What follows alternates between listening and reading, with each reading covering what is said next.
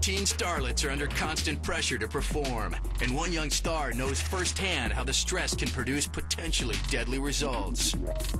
This young actress got her start at 6, appearing in films like The Babysitter's Club and Erin Brockovich. She went on to star in the hit sitcom Reba. But behind the scenes, she secretly battled an eating disorder that threatened her very life. This is Scarlett Pomers, in her own words. Hi, I'm Scarlett Pomers. I better not do that, I'll get killed. Growing up in front of millions of people? Hold on, I'm thinking of the line here. And it was something that I've been doing for so long that it's just been part of my life. I was 3, I had kind of a weird, raspy, almost gnomish voice. That's my job as a speaker! My first job was a Smokey the Bear commercial. I played a squirrel. And then, you know, I was getting a lot of jobs and stuff, so I just kept going with it. And that was kind of one of the very first movies I did. It's a kid who makes a lot of mischief. I found that there's a lot of closet Trekkies out there, you know. I did get to meet Julie Roberts, and she was really sweet. And I actually did meet the girl I was playing, who looked nothing like me. I was 12 years old when I booked Reba. I played Kira Hart. There's a lot of similarities between me and the character. She's very smart, very sarcastic, and not afraid to just kind of say what's on her mind. Have you felt any pressure kind of maturing on camera? I've never had to deal with somebody on a set telling me that I had to lose weight or anything like that. How did your eating disorder begin? I was 16. It was just, you know, at a bad time and at a time when I was stressed out about things in my life. You know, just normal things that people go through. Relationships and, you know, I've been working on my music, and I had a lot of trouble for a long time finding people who shared the same vision with me for music or were willing to actually listen to me, and it felt kind of out of control. It's definitely not a choice. It's not something, you know, you wake up and go, oh, I think I'll have an eating disorder today. It starts out usually as something innocent, and for a lot of people, I think they just kind of going on a diet or they're going to eat healthier kind of thing. And it was like that with me after, you know, I gained a couple pounds over Christmas or something, and I was just, you know, I was like, all right, I'm going to go back to the way I normally eat, which I've always been a very normal person. When did you know you had a problem? When my habits with food and exercise became something I had to hide. At first, I didn't think I had a problem, and then when it was very obvious to me that I did, and you know in the back of your mind that it's wrong and that you're hurting yourself, but at the same time, it becomes something that you really can't stop on your own and you need help with. How long did this go on before somebody kind of recognized that you had a problem?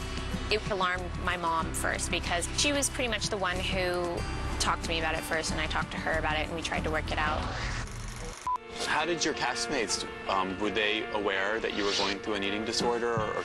I think it was more obvious by my personality. I'm upbeat and energetic and goof around. But when I went back, I was very depressed and withdrawn and nothing like I've been my entire life. So that's pretty much the tell-all. Are you comfortable sharing how much weight you lost? No, and actually I'll tell you why, because it's one of those things where people, even if they're in recovery from an eating disorder, they'll hear how much weight they lost or what weight they were and decide, I need to get to that. That's my next goal. How do you recover? At the beginning, I just kind of sought, you know, a nutritionist and a therapist, and it became, though, where that wasn't enough. Did you have to go to a facility? I did have to leave the show and to, you know, just focus on that and getting well and getting my life back.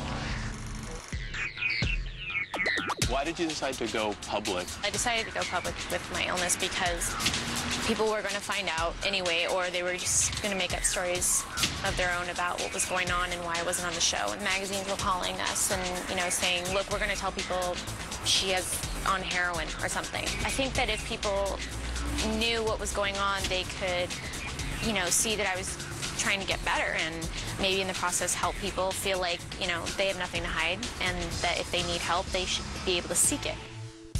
Do you feel you've kind of like gotten the illness under control? The big question that's on everyone's mind. It's such a hard question to answer. I think it's something that's always going to be in your past, but you definitely get to a point where you realize that there are more important things in your life, and also you come to the point where you're at peace with yourself. I decided to start up a charity to help people who couldn't pay for treatment. It's called Archangels. And now that I do have a life without an eating disorder, I can focus on my work and all the things that I love and, you know, just be me again.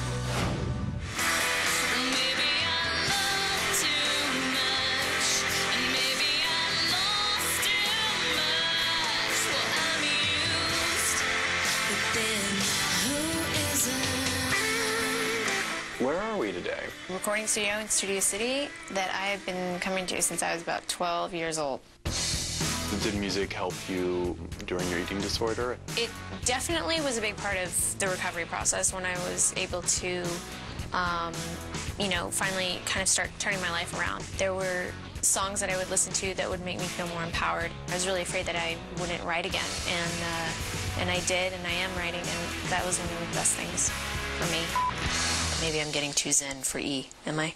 I say enough of that angst. It's time to party.